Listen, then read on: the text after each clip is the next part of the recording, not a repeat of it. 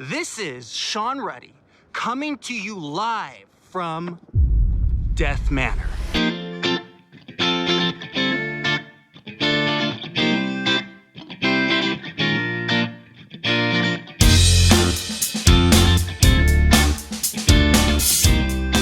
Hello and welcome to Intoxicated Masculinity. If it's the end of the month, we have a horror video coming at you, and this is October, which is of course the biggest month in horror out of the year, and my list of movies that I've watched is certainly reflecting that. So I always try to do 31 horror movies in October. It's just a nice little kind of institution. I sort of added a little difficulty this time where I'm trying to watch 31 new horror movies. So all the horror, there is one horror movie I'd seen here before, but I didn't count it towards the 31. So I did watch 31 new horror movies that I've never watched before, and we are going to talk about them, which is significantly more horror movies than I typically watch in a month. But it's October, and I think that it's the perfect month for it. But before we talk about scary ghosts, let's talk about yummy spirits. So this is what I watched in a whiskey. So the whiskey I'm going to open up today is just going to be the standard Michter's Rye. So I've had this before. To be honest, I've found it a little bit underwhelming in the past, but nice fresh crack. We're going to see, because I've been getting more into ryes than I have bourbons lately. On the channel, I think we've done some whiskey cocktails, and I think I typically use rye more than I use bourbon. Bourbon I like on its own. However, in cocktails, I think it has a tendency to be kind of sweet and get lost. But this rye, there's no stringency. It's got a I would say like a medium spicy nose, not super spicy, just a little bit.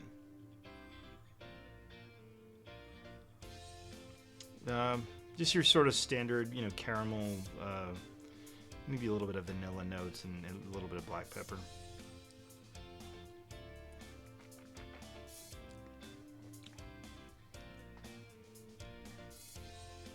Okay, so this has got a nice kind of, the palate is underwhelming. The palate isn't great. It does have a decent finish.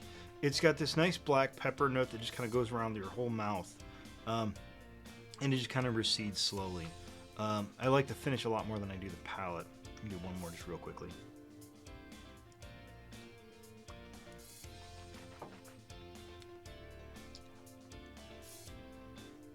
Yeah, it's not a bad whiskey. I don't dislike it. But the palate is just kind of, it's a little transitory on the palate. It doesn't stick around. But there is a nice sort of finish around the edges that I do like quite a bit. Now, let's get to the topic at hand. So, first movie I watched in October was my best friend's Exorcism. I think that was on Prime or Shudder, or I can't remember which one. So it's about a girl whose friend gets possessed, and it's sort of a little bit tongue-in-cheek. So there's a I think it takes place in the 80s too. Some of these movies, and I remember I watched a lot of these horror movies. These are not meant to be taken as definitive reviews. I'm going to give you sort of some overall thoughts, because if I did definitive reviews, we would be here for 5 hours, and I don't want to be here for 5 hours. So it's just kind of fun. There's these sort of if anybody was around in the 80s, there was these acts that would go around to schools and do these performances that were sort of like, wholesome and teach a good lesson. And it's these three bodybuilder guys that are sort of very Jesus-y. And, the main girl has the one guy come along to help her out with an exorcism, and he's kind of funny. I mean, the movie's kind of fun. It doesn't have much in the way of an edge to it. Fun, not great. Yeah. I wrote in my notes that it's shooting for Stranger Things Season 1 and hits Stranger Things Season 3 or 4, which I do not consider to be much of a compliment. Okay, the next three movies I'm going to talk about kind of all together because they are a series. This is a series I hadn't watched before, and this is Hellhouse LLC. So I watched the first one, the second one is Abaddon Hotel, and the third one is Lake of Fire. So I think really you want to watch the first two. The first two are quite good found footage horror movies. I had a lot of fun with them. The third one jumps the shark. It really does. It's I don't want to get spoiler on this because I don't think I really need to. The first two, you got some really good scares. They do some really fun little camera tricks. I mean, not stuff that's super sophisticated, but it's good and effective. And I think those first two really make it work. And the third one, they sort of introduce a supernatural character who's kind of been mentioned in the other movies. And for me, once they introduce this character, everything else kind of stops working. And the movie, interestingly enough, so Lake of Fire, I can almost guarantee had the biggest budget. But one thing that's sort of a lesson for low-budget horror, the second you try to get too clever for yourself when it comes to visual effects, all of a sudden you've made a movie where you had double the budget that you previously had, and yet it looks cheaper than your previous movies. And I think that happens in Lake of Fire in a couple of scenes, and just, again, with that one character that I mentioned. And you'll see who that is when you watch the movie. So, again, Hellhouse LLC 1 and 2, really quite good. I'd say above average, maybe even significantly above average, little found footage movies. And the third one, maybe watch it, but it's definitely not... It didn't really do it for me. It kind of jumped the shark a little bit. Okay, the next one. I hated this movie, and I think this... I'm not even going to say where these are from. I haven't written them down. This was available on streaming. I don't think I saw any of these horror movies in the theater. I'm just kind of perusing through my list real quickly. No, I think all of these were either streaming or physical copy. One of the ones that later on I got all physical copies of, and I'm kind of glad I did. So the next one is Speak No Evil. This is a Scandinavian horror film, which I found to be just kind of an ugly movie talking about ugly things. I don't know what the filmmakers are trying to say with it. It's just sort of bad people doing bad things. It's not, when you watch a Friday the 13th movie and you see Jason doing bad things, it is sort of in service to goofball, slasher, horror kind of a thing. This is not that. This is very serious. But there doesn't seem to be any kind of a lesson. I mean, I sort of understand there is kind of an inborn message of standing up for yourself, and I guess that's true to some degree. But I don't feel like the film really justifies itself particularly well, and I didn't like it. I didn't enjoy it at all. This is definitely the film that there's other films on here I didn't particularly care for, but this is the film I had sort of the most visceral reaction to, just disliking basically everything about it. It's just kind of an ugly movie. Did not like it at all. So the next one is another streamer. Bunker Game.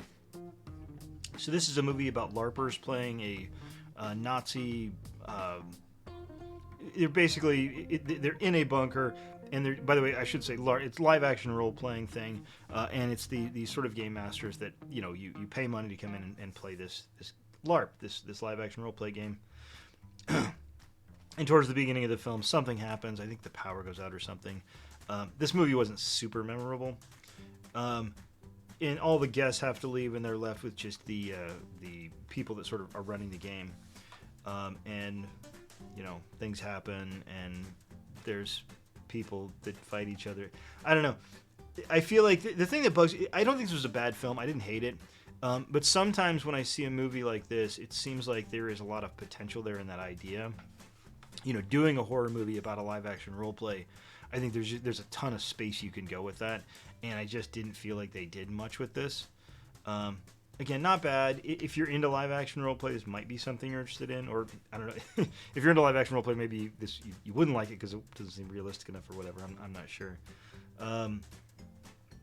Yeah, so I said in my notes, the script feels like it lacks any single thread and seems to meander around until it reaches a mediocre conclusion. It doesn't feel like a particularly focused movie. So, I mean, again, that's like probably like, I'm not gonna give grades to all these movies, but I mean, Bunker Game is like your solid C+ C horror movie. Nothing particularly terrible, but not particularly memorable either. Which is what I can say about the next film, which is called Boo. This movie, I had a really hard time remembering what it was about. I've got my notes. I say a strange film. It looks decent for what was almost certainly a tiny budget, and some of the practical effects actually look pretty good. The script, however, is confused. It seems to not be able to keep track of what the film's trying to basically copy. And I'm going to look this one up again. This was probably the most forgettable because I literally am forgetting right now what it was. And of course, there's several films called Boo. I wish I could say more about this movie. This movie is definitely the one where I right before getting ready to film this, I went back and I looked it up again, and I sort of reminded myself about it. And literally in the 20 minutes since I looked it up again, I've already forgotten most of the stuff about it. It was just kind of a forgettable movie.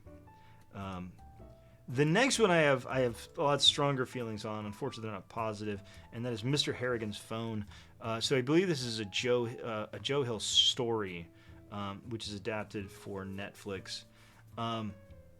This movie really got me because it's not good. It's not a good movie. I don't know if I'd consider it a bad movie necessarily. The structure of the movie is very strange. It doesn't feel like it really has a third act. It feels like there's sort of two acts, and then there's this kind of other thing that's sort of tagged on. That's almost like a just an addendum to the movie. It isn't interesting. There's nothing about the movie that's interesting. And they got some good actors in there. It should have potential. I mean, it really does, but it does nothing. It is flat as a pancake. It's not forgettable, but that's only because I'm always going to remember how bored I was through a lot of the movie and how confused I was about sort of the justification. I think that's one of those things that a good film should do is to justify itself. When you walk out of the movie, you should be like, okay, this film set out to do this, and it did this or it didn't do this. And I feel like this film set out to do something, and it didn't do that, whatever that was. Very, very dull. Again, it doesn't even really feel like a movie. It feels like almost like the pilot of a television show, which is, I didn't even think about that until I'm talking about it right now. That is actually a lot what it feels like. You sort of have this setup for the phone, and then it leads to, the main character using the phone for some nefarious things, but nothing happens because of that. It feels like they're leading into, oh, now we're going to do a weekly show where the phone gets used for this or that or the other thing. Didn't like it at all. I feel like I'm more negative. I'm really not. I saw a lot of movies I liked a lot. Some of these just were not ones that I don't know. The next one's the one that I'm a little bit torn on too. It's called The Cellar. It's about this a family moves into a house and haunted house things happen, which is pretty well trodden territory. I think the one thing that it does do, especially towards the end, and I sort of made a note, the film is not particularly scary. It is not. There's really not much in the way of either jump scares or any other kind of scares. The ending is pretty interesting, and I think that it's maybe worth watching for the ending. The ending is significantly more daring, I think, than the rest of the movie is. The rest of the movie comes off as pretty flat. But the ending is something. They definitely did something. So I think as far as justifying itself, the ending alone probably justifies the existence of the movie. Even if the movie itself isn't one of my favorites, this is like I guess you'd call it like a B-ish. The next, so this is another one I'd not seen. This movie came out quite a while ago, and I'm like kind of target demo. It's called Scary Stories to Tell in the Dark. I'm assuming a lot of people have probably seen this film before. I read those books when I was a kid. I read those books a million times when I was a kid. The great artwork and everything. So I didn't love this movie. So it's an hour and 48 minutes long, which is I think too long for this. The scares aren't great. It's not a great movie. The one thing you have to say about Scary Stories to Tell in the Dark, though, it has some fantastic practical makeup effects. Some of those monsters are really punching above their weight, especially for I believe a PG-13 horror film. And the effects look great. again, sort of continuing the theme of justifying the film. The creatures look great. And they look like genuinely scary and disturbing. Just really, really solid. And yeah, it was a PG-13 horror movie. So again, it kind of a little bit of a mixed bag in that I didn't love the movie itself, but I think the movie is good enough that when you get to those practical effects, you're gonna be glad you stuck around. So I also watched. This is not counting towards my 31, but I also rewatched Dead Alive, which is a movie that I saw a bunch of times when I was younger. It came out in the 90s. It's Peter Jackson. I've always find it interesting that he made Dead Alive and then went on to make the Lord of the Rings films, because Dead Alive is just such a nut roll. It's a great movie. It's just a really, really great horror movie. It's very tongue-in-cheek. It has a lot of fun with it. I think with a zombie movie, I think that it has as much fun with it as you can have, and I think that's what you have to do, because, again, as much as I like horror movies, and especially zombie movies, it is such well-trodden territory that you have to do something interesting with it, and I think Dead Alive does, and it just makes this really over-the-top, goofy, low-budget, zombie movie, and it's a lot of fun. It is incredibly bloody. It is ridiculously bloody, and it is sort of joyously bloody. Again, this isn't counting towards my 31, but I did want to mention that I saw that one this month as well, and it's great. Everybody should watch that one. The next one, Significant Other. This was I don't know. So this is sort of one of those I guess you'd call it like a body switch movie. I'm not going to get into too much at the end, but I think it's pretty clear from early on that it's going to be kind of a body swap kind of a movie, and I won't get into how that happens. Again, it's just kind of like, it was fine. I didn't dislike it. It just wasn't much. It was a very, very small meal as far as the movie goes. Some of the beats are very, very expected. I think there's times in the movie where they're expecting you to be surprised, and I feel like very few people that are horror fans are going to be surprised in those situations. Again, if you're looking for something to watch in an evening, and you like a sort of more, I would say a little more sci-fi horror. I mean, not like super sci-fi, but definitely sci-fi adjacent horror. And you can't find anything else. Give Significant Other a try. It just didn't sort of scratch that itch for me, I guess. So the next one I did like a lot. So in watching some zombie movies, I found the movie Juan of the Dead. Great title. And it is a Cuban horror movie about zombies in Cuba. There's a little bit of dodgy CGI in a couple of parts, but overall it's really, really fun. You get to know the characters. It's kind of, I wouldn't say a masterclass, because that's kind of maybe overstating the case a bit. But it definitely does show how you make a zombie movie. You get to know the characters. You make the movie about the characters. The zombies in any zombie film should be the background and the backdrop for the film. And here it very much is. The characters are the most important part of the film. And they have to be. There's no other way to do it.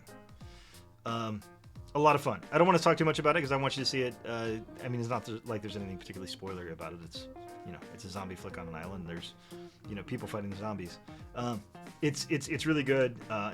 Definitely one of the better ones I watched this month, and that one I will definitely go back to. Old people. Aren't old people scary?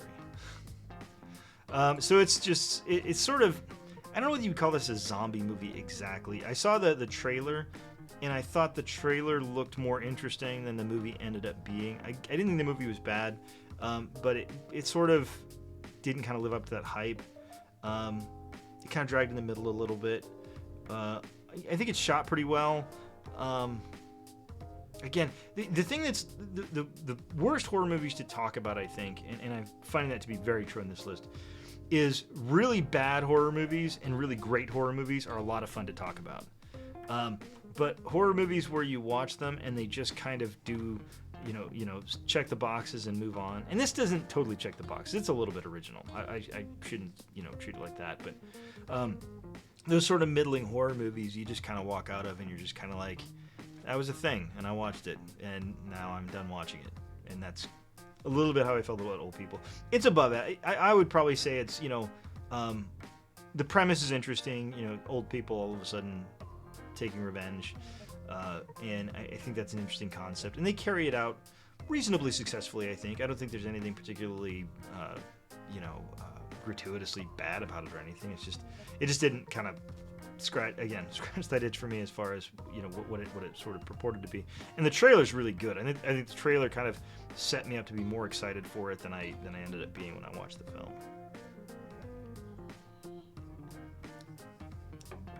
Okay, the next one people are probably going to give me shit on, but I don't care. This counts. I watched Werewolf by Night. So it's a special presentation of Disney Plus. So I think it runs about an hour. So it's not like feature length, but I mean it's got werewolves and monsters and monster hunters, and it's in black and white. It's very stylish. I had a lot of fun with it. You're not going to get sort of your serious horror or gore vibes from this thing. If that's what you're looking for, but I think it's fun. It's very breezy. It doesn't. I mean, it's at I think 55 minutes or something. I think it sticks around just the right amount of time. It introduces some characters that if you're into the Marvel universe, you're going to be probably familiar, or you're going to be familiar with later on. If you're familiar with the comics, you'll be kind of glad to see them. Just a fun, really stylish movie. You don't get a whole lot of the werewolf until kind of towards the end of the movie, but I like his character. I like the other characters, like the monster hunters. Just a fun little movie or presentation or whatever it's supposed to be called. So next on the list is a film that I have sort of avoided for a while because I heard bad things about. And after seeing, I kind of understand why people said bad things about it. It is Maggie. It is Arnold Schwarzenegger doing a slow burn zombie flick. And when I say slow burn in this case, it is the slowest of slow burns. In fact, sometimes you'll think the fire has gone out completely because it feels like it's not burning at all. It looks good. I think it's shot really well. The cinematography's good, but it is very, very tedious, and it is very long. I don't know what the runtime is on it, but it feels longer than the runtime. I get that. I think that Schwarzenegger probably saw this as a way to do something different, which is definitely different than his normal film. It's very kind of understated. It takes place in a rural town, and it's an attempt to do something different, and I appreciate that. But it takes so long to get going, and once even it does get going, you're kind of like, it just didn't do it for me. Yeah. So then I'm actually going to go a little bit out of order. So I'm talking about these in the order that I watched them, and I'm going to go out of order because I want to talk about a whole group of movies altogether. And so first I'm going to talk about the Winchester. So this is my MVP for all the bad reasons. All of the things that the movies that I've talked about so far where I've said something bad about this, or like it was a little slow, or it was that, the Winchester has all those things. It is generic in every sense of the word. It is long, it is dull, it is boring, it has no point, it has no heart. As you can see, didn't like this one. Why did they make Helen Mirren is in this movie, and I just want to. I see her on screen. You just want to yell, "Run! Get out of this movie! Get out of this movie!" Because it is so nothing. It is so dull.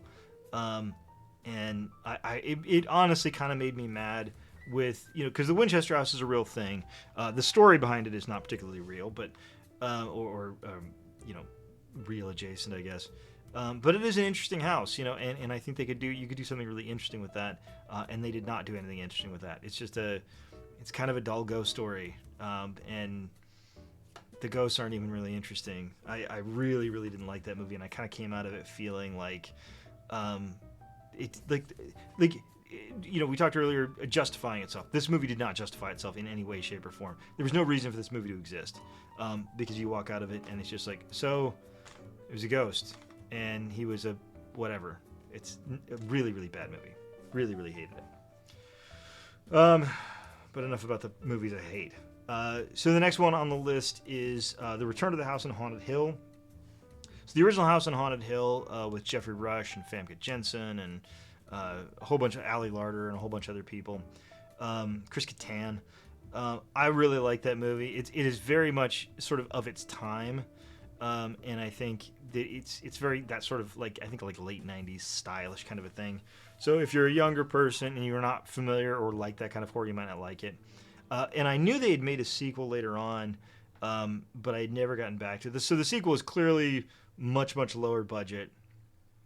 But honestly, it didn't bother me. I think they kind of had fun with it, and it ended up being kind of a lower budget, ghost story, but in a fun way. It's again pretty breezy. It doesn't overstay its welcome. The things that are bad about it are that it doesn't have a great budget, and what can you do about that? And the main villain actor is not great. But other than that, I had fun with that movie. I thought it was a good time. You're not getting Lawrence of Arabia or anything, but it's Return to the House on Haunted Hill. What do you expect? So you go to that movie with the right expectations, and I think you're gonna have a good time. I definitely did. Okay, so next is the one the series that I think I enjoyed the most, and I'm going to talk about all 4 movies together, even though I didn't watch them all in a row. I watched the first 2, and then I watched the third and the fourth later on. And that is the Rec series, the Spanish zombie flick series, the Rec series. I really like these movies. I watched Quarantine kind of in abbreviated fashion, which is such a weird movie because they just remade the Spanish version almost shot for shot, but somehow did it badly. And I don't know. I feel bad for some of the actors because actually the American version does have a pretty good set of actors, but it just feels kind of heartless after you watch the original Rec movies. So the original Rec movies are about, the first one is about this zombie outbreak in this apartment complex. It's very claustrophobic. It's very kind of urgent because there's the police have shut the building down, so they can't get out, they can't talk to people. It's just good. It's very I'd say urgent. It maintains that sense of urgency throughout the film. You're constantly moving to this place or the next place and kind of in constantly in motion. It's very frenetic kind of a film. And I liked it a lot. Now, what I was sort of worried about when I was watching the rest of them is that when you have those sort of good, breezy, fun, gory little movies, because it's a little movie and it takes place in one building the entire time, that you sort of start to see a decline in the sequels. Now, I think the last couple,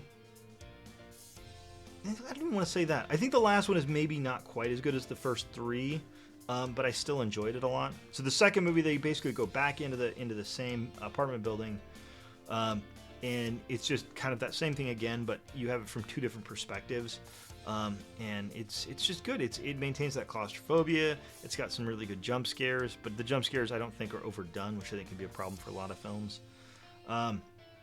When you get into the third one, they go to a entirely different location and sort of talk about something else that was kind of mentioned in the first movie. Well, sort of. It's kind of tangential.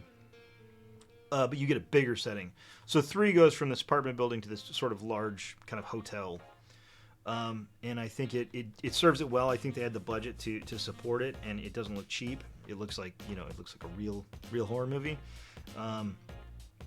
And then when you go to 4, you go to the 4 is called Apocalypse, or the third one's called Genesis. I didn't say that, but the 4th is called Apocalypse. And the 4th film it's not perfect, but I think that what they're doing is good because they're trying to close out the entire series. And I think they do it in a pretty good way. The rationalization for what the bug is, or what the virus is, seems to be a little tedious at times. It seems like it's maybe this, but it's also kind of this, but I don't think you care about that because it's not really vital to the plot. And these, by the way, I've been getting back into doing physical copies, physical media, and I think I'm not alone in that. And you can buy the entire Rec bundle. I think it cost me about $35. Very much worth it. Enjoyed it a lot. So yeah, can't recommend the Rec movies enough. Okay, so the next one I watched is You Are Not My Mother. So there's kind of a new genre of horror movie that is it could be tedious, but I think they're mostly good, and that is kind of folklore horror movies.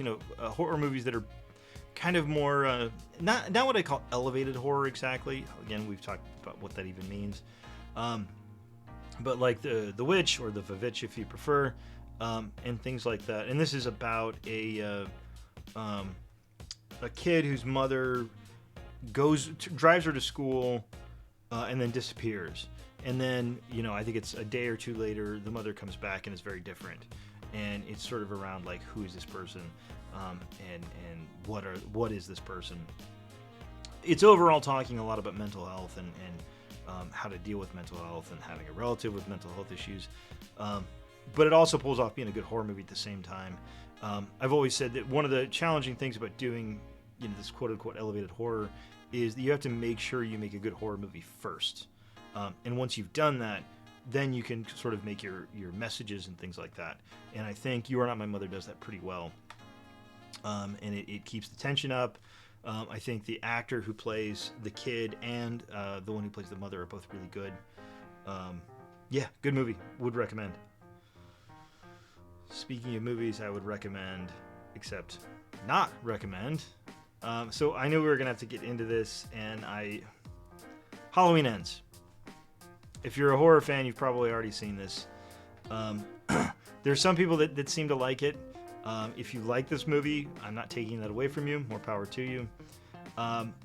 This is as close as I've seen to a Halloween film that got worse than the Rob Zombie movies. The Rob Zombie Halloween movies, in my opinion, are by far the worst Halloween movies ever made.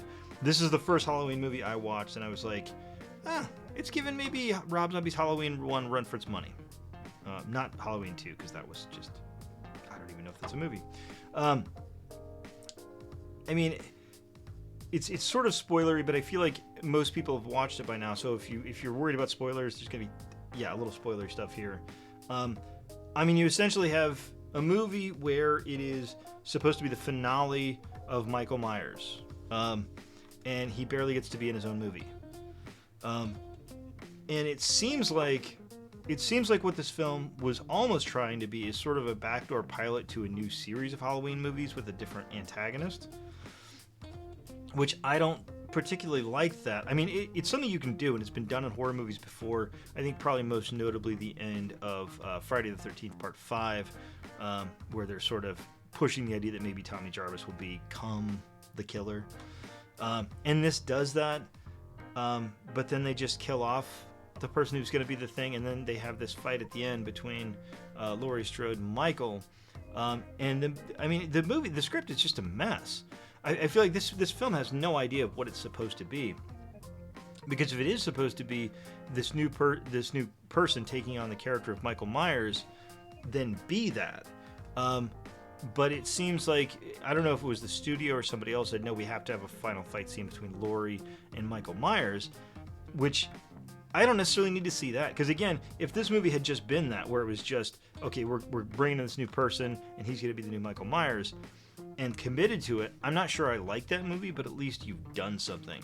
Here it's like you said, well, maybe we're going to do this, but then you don't do this, and it ends up being just a kind of a giant pointless mess, which is a shame, because I think it's very unlikely we'll ever get Jamie Lee Curtis back again for this series. And, she's done a lot of good Halloween stuff. I mean, obviously the first two, I think H2O's is pretty good. Resurrection, or maybe not. And I think the 2018 Halloween movie is pretty good. And so I think it's kind of a shame to see her go out on kind of a down note. And none of this is her fault. I want to make very clear. The badness of this movie has nothing to do with Jamie Lee Curtis at all. She's great. So the end of my spoilers for Halloween Ends. It's a bad movie. It's a real bad movie. It's again one of the worst movies I watched this month, and I take no pleasure in saying that at all. It's a bad movie. So next on the list I have Terror Trips. This was another one of those ones that ended up being kind of forgettable. I think that it's fairly low budget, and I think they did well with the budget they had. But also I think it had a little bit of trouble justifying itself. It goes into this, they go into this, I don't remember, I think it's in Poland, and they're supposed to go off into the woods to find this thing where this killer happened. It just all seems kind of contrived, and the killer doesn't seem interesting. And then it's like the KGB or something. I don't know. It gets, I think, kind of quite muddled later on in the film. I do think that for the budget, it did look pretty good, considering what they had to work with. I've seen films with bigger budgets that looked a lot worse. So I think that is definitely to their credit. But still not great, and I probably won't go back to it. Okay. So I wish I had more to say. So the next movie I watched was the 1980s slasher Maniac, which has a lot of interesting sort of backstory to it. It's this sort of 1970s, 1980s New York sleazy backdrop with this guy who's, a killer. He's a maniac, you might say. Unfortunately, that vibe just doesn't really do it for me. It's just not my favorite kind of horror movie. If that is your sort of aesthetic, something you like a lot, then I think you will like this movie. I like the movie too. It's not a negative review by any means. It's just sort of one of those things where it wasn't 100% my vibe. But if that is, again, 70s, 80s, sleazy New York slasher kind of flick, this is totally going to be your jam and you're going to love it. So to you, I recommend it. Next. Okay, Wish Upon. This movie was nothing. It's one of those really frustrating horror movies where virtually nothing. It is a PG-13 horror movie about teenagers, and it doesn't do anything. It's flat. It is flat as a pancake. Looking at my notes, the ending is a little bit more interesting than the rest of the film is. But unlike the Cellar, where the ending, I feel like the ending is really interesting to a movie that I think was decent but not great. This is a okay ending to a movie that wasn't very good at all. So really not something I can recommend. I don't think. But again, I mean, it's not offensive in any way. And if you've got younger people over and they're more sensitive to horror, you can definitely toss this in. There's nothing particularly there's not too much gore or scares or anything like that in it. Okay, the next is one that I kind of had on my list for a while. It's I'm the Pretty Thing That Lives in the House. So this I do not believe this is A24. It definitely feels kind of A24. Yeah, I don't believe this is A24, but it feels very A24. And those movies for me are kind of always a little bit interesting because there is kind of a moment where you're either in it or you're not in it. So this movie is about a woman who's a hospice nurse who goes to take care of a writer who is in hospice care at her own home. And there's a lot of sort of supernaturally things about the writer. And I think that with these movies, there is a point, and this definitely had that point, where I was just kind of like, I'm not into this. Like, it's not doing it for me. It's taking a very long time for very little to happen. And I understand they're trying to make a point, although I wasn't really clear on what the point was. And I also thought the end was kind of confusing. I didn't understand exactly what happened. Again, if you're really into A24, if you like In Fabric and those kind of really super slow burn, supernaturally kind of movies, this might be your jam. But for me, it took too long to not do a heck of a lot. So again, I recommend it, I guess, conditionally if you like those kind of A24 movies. Okay, winding down. Just a few films left. Okay, so Deadstream. So Deadstream is a new found footage movie.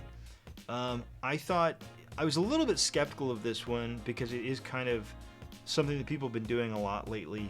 A streamer goes into a place to stream. In this case, he goes into a haunted house to stream. I think they had a lot more fun with it, and they kind of messed around with the formula a little bit. And I really ended up enjoying it quite a bit. Don't forget to smash that like button, smash that subscribe button, and follow me on Livid. It's fairly low budget. And this definitely, I don't know if I think you'd have to call this a horror comedy. I would say it's sometimes the balance between the horror and the comedy is a little bit weird, and you're not quite sure where you're supposed to be laughing and where you're supposed to be scared. But I think the lead actor does a good job, and there's one supporting actress primarily in the movie. She does a really good job. again, nice and breezy, not too long. It just you know, it's a guy in a horror in a haunted house trying to get views on his YouTube channel, and I enjoyed it. It's fun. So I think next to Halloween Ends, the second most disappointing movie that I saw was VHS 99. So I am generally a pretty big fan of the VHS movies. I think so the one thing that's weird about this one is there's no real wraparound story. There's a thing where there's a kid filming army men, the old little green army men things, with a stop motion, or the camera doing stop motion animation. But it's not really a wraparound story, and it doesn't connect up to anything that happens in the film. I don't know. It just didn't. It sort of felt to me kind of rushed. Like maybe they didn't spend as much time on this as they should have. None of the stories are particularly notable. And again, most of the VHS movies, at least there's been one story or two stories where I say that's a really good one, and then some of the other stories aren't great. This one, the final story, which is kind of goofy, I got into a little bit, but for the most part, it's just not. It feels rushed. It feels like it's not living up to its potential, and I just didn't enjoy it. Apparently, they're doing VHS 85 maybe next.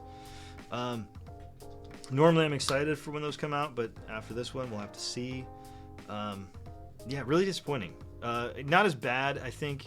Well, I'm trying to decide if this is better or worse than Halloween Ends. I mean, it doesn't have the budget that Halloween Ends has, which means Halloween Ends has no excuse for being as bad as it is.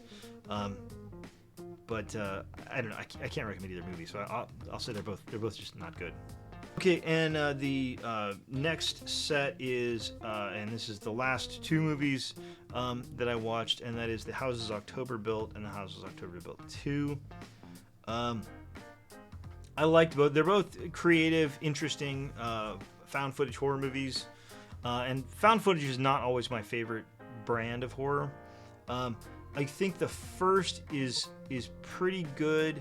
I like the characters. I like the heart behind the movie. Like, this is one of those movies that feel like it has heart.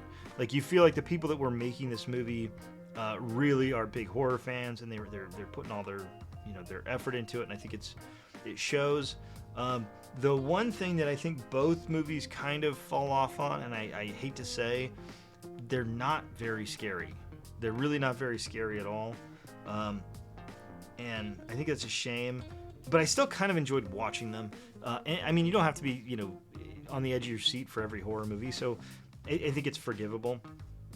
I think the ending of the second one, well, the second one kind of gets a little confusing at times, but also the second one has them going to actual locations, which I think is kind of an interesting thing to put in the movie. In other words, they are going to actual events that are actually happening in the real world, and just filming the actors there in character at these events. I thought that was really cool, and actually gave me some really fun travel ideas.